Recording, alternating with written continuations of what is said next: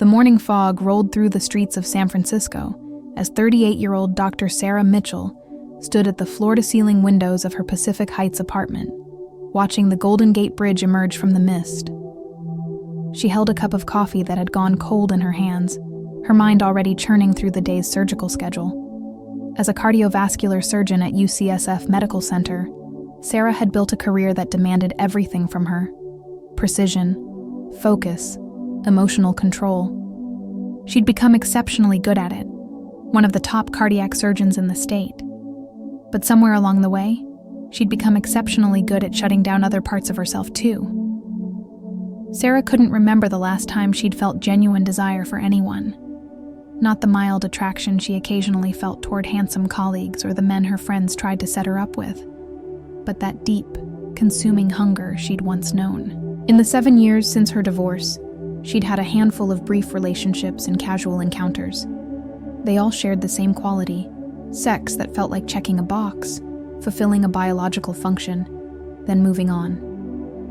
Maybe I'm just not wired for passion anymore, she thought, setting down the untouched coffee. Maybe that dies after a certain age. But something whispered that this wasn't true. The catalyst came during a rare lunch with her college roommate, Diana, at a cafe in Hayes Valley.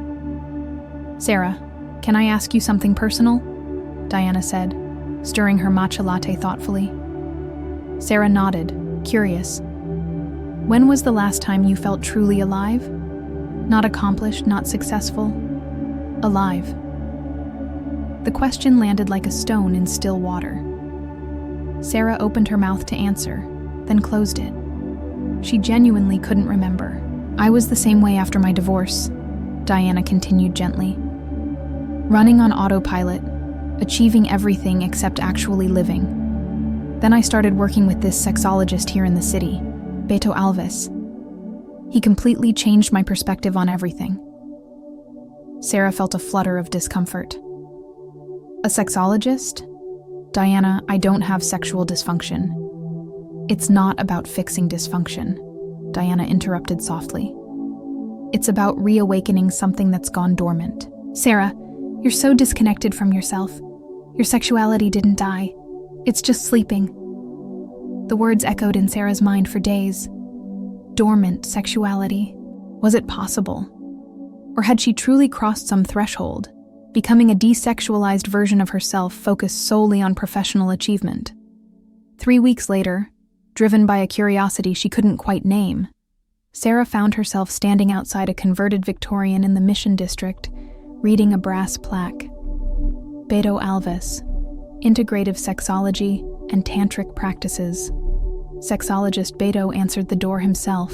At 35, he had an immediately calming presence. Warm hazel eyes, a genuine smile, dressed simply in a charcoal Henley and dark jeans. His handshake was firm but gentle. "Sarah, welcome. I appreciate you taking this step. I know it requires courage." The space was nothing like a medical office. Warm lighting, natural wood, plants everywhere, comfortable seating areas with soft cushions. The subtle scent of sandalwood. A small fountain created gentle water sounds. Everything invited openness rather than clinical detachment. They sat in comfortable chairs facing each other, and Beto began with questions that surprised her. He didn't ask about her sexual history or relationship problems. Instead, he asked about her life. What brought her joy? When did she feel energized? What did a typical day look like? How did she relate to her body? Sarah found herself answering honestly, describing the numbness that had settled over her life, how she'd become a highly efficient machine, how she avoided looking at her own naked body in the mirror. "You mentioned feeling like your sexuality died," Beto said thoughtfully. "But what if I told you it didn't die? What if it simply went dormant, waiting for the right conditions to reawaken?" Sarah felt a flicker of hope mixed with skepticism. "What do you mean?" "Sexuality isn't a light switch," Beto explained, leaning forward slightly. "It's a vital energy that permeates our entire being.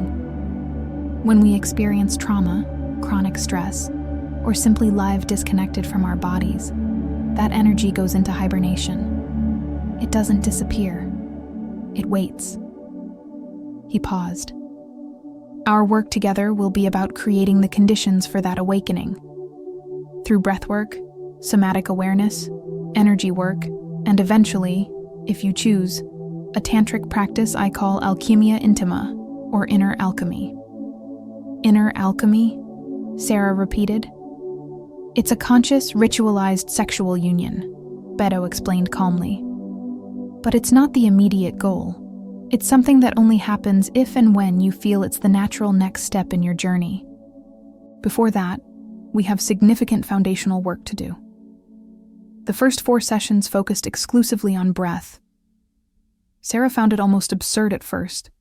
She'd come to address deep sexual issues, and they were just breathing, sitting on a comfortable cushion, eyes closed, following Beto's guidance. Inhale through the nose for 4 counts, hold for 4, exhale through the mouth for 6. But during the second session, something extraordinary happened. 15 minutes into conscious breathing, Sarah felt a wave of heat rising up her spine. Her chest tightened, not with anxiety, but with emotion. Tears began streaming down her face without warning. "What's happening?" she whispered, confused and slightly frightened. "You're feeling..." Beto's voice was velvet soft. "Your body is remembering how to feel. Just allow it. Don't judge. Don't analyze. Just allow." Sarah cried for long minutes. It wasn't specific sadness. It was a release. Years of tension, rigid control, suppressed emotions flowing out. When she finally opened her eyes, she felt simultaneously exhausted and strangely lighter. Beto offered her hot tea and a soft blanket. "That's life force energy moving," he explained gently. "For years, you've blocked not just your sexuality, but your capacity to feel deeply. Now we're reopening those channels." Between sessions, Sarah began noticing subtle but significant changes. She paid more attention to sensations, the texture of soap on her skin during showers, the actual taste of food instead of eating mechanically, the feeling of sun on her face during walks along the Embarcadero. In the 5th session, Beto introduced somatic awareness practices. Lying on a soft, heated mat, Sarah was guided through a mental scan of her entire body. "Place your hand on your heart," Beto instructed. "Feel the beating. This is your vital rhythm. Now move your hand to your lower abdomen. Feel the breath expanding this area. This is your creative power." It was intimate in a way Sarah hadn't expected, but it wasn't uncomfortable. Beto maintained respectful professional distance, his voice always calm and neutral. "Many women live completely disconnected from their pelvic region," he explained. "We treat this area as if it exists only for specific functions: sex, menstruation, reproduction. But this is where our most powerful life force resides: our creativity, our passion, our connection to life itself." Sarah realized with a shock of recognition that he was absolutely right. She'd spent years treating that part of her body as almost non-existent, except when absolutely necessary. In the 6th session, they progressed to body movements, fluid sequences inspired by yoga, dance, and tantric practices, all designed to activate and circulate pelvic energy. At first, Sarah felt awkward, even ridiculous, but Beto encouraged her patiently. "There's no right or wrong. Your body knows what to do. Just feel the movement. Let the energy flow." And then it happened. As she moved, undulating her hips, arching her back, breathing deeply, Sarah felt something awaken. Waves of warmth coursed through her body. Tingling rose up her spine. It wasn't exactly sexual arousal in the conventional sense, but something deeper, a primordial vitality pulsing through her. She found herself laughing, surprised by the intensity of the sensation. "There," Beto said with a smile. "That's your life force waking up." The 7th session marked a significant turning point. "Today we'll work directly with sexual energy," Beto announced. "But I need you to understand something fundamental. Sexual energy isn't just about sex. It's the same energy that fuels your creativity, your passion for life, your capacity to experience pleasure in all forms." They sat face to face, knees almost touching. Beto guided Sarah through a meditation where she visualized warm golden light circulating through her body, concentrating in her pelvis and then rising up her spine. "When we repress or ignore this energy," Beto explained in a calm voice, "it stagnates. We become tired, uninspired, disconnected. When we allow it to flow freely, we feel alive, creative, passionate." Sarah felt the energy he described. It was like a gentle, warm electrical current, moving through her body from within. For the first time, she began to understand. Her dead sexuality had never been about the absence of desire. It was about having completely blocked the flow of this vital energy. In the 8th session, Beto introduced therapeutic touch, always with explicit consent and within very clear professional boundaries. Hands on shoulders, on the back, helping to release accumulated tension and activate specific energy points. Each touch was intentional, respectful, and deeply healing. And Sarah felt her body responding in ways she hadn't experienced in years. Not immediate or obvious arousal, but a gradual, profound awakening, like a parched field finally receiving rain. "Your body is relearning to receive," Beto said softly, "to open without fear, to trust." It was in the 9th session that Beto directly mentioned alchemia intima. "You've done profound work so far," he said, "and I believe you may be ready for the most transformative practice I offer. But I need you to understand completely what it entails." He explained in detail. Alchemia intima was a tantric practice where conscious sexual union was used as a portal to expanded states of consciousness and complete energetic alignment. "It's not about sexual performance," Beto emphasized. "It's not about orgasm as a goal. It's about using sexual energy in a ritualized, conscious way to elevate and transmute your vital energy. Many women experience profound revelations about themselves during this practice." He paused meaningfully. "But it only happens if you feel with complete certainty that it's the right step. No rush, no pressure." Sarah thought about it for an entire week. She recognized the profound transformation she'd already experienced. She felt enthusiasm for life again, genuine interest in things, a vitality she'd thought lost forever. But there was something still dormant, waiting to fully awaken. "Yes," she said in the 10th session, looking Beto directly in the eyes. "I'm ready." The Alchemia Intima session was scheduled for a Saturday afternoon when the office would be completely quiet and uninterrupted. Sarah arrived as the sun began to set, painting the San Francisco sky in shades of coral and gold. The space had been carefully prepared. Aromatic candles created soft, sacred lighting. Sandalwood incense perfumed the air. Ambient music played quietly. Nature sounds mixed with harmonic frequencies.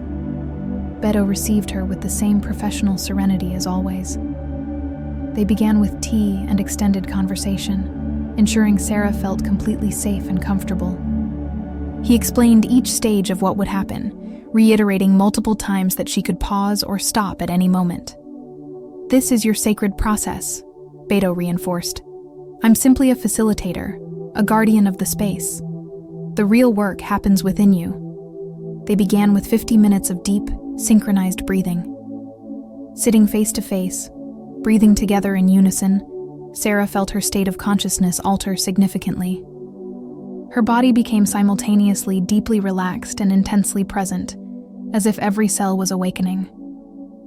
Beto then guided her through progressive therapeutic touch, shoulders, arms, back, always with clear intention to make energy circulate.